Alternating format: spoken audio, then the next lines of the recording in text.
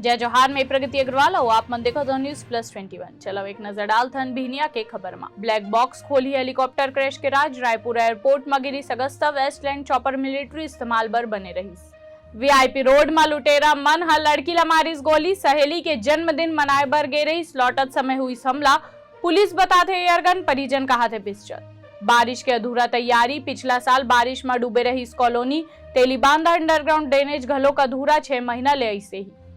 बिलासपुर में कोयला ढुलाई ले हाफने लगी रेलवे। 600 मिलियन टन कोयला ढोने रेलवे ला 600 ट्रेन रद्द करना पड़ी। से दोगुना उत्पादन के लक्ष्य ला नया संकट।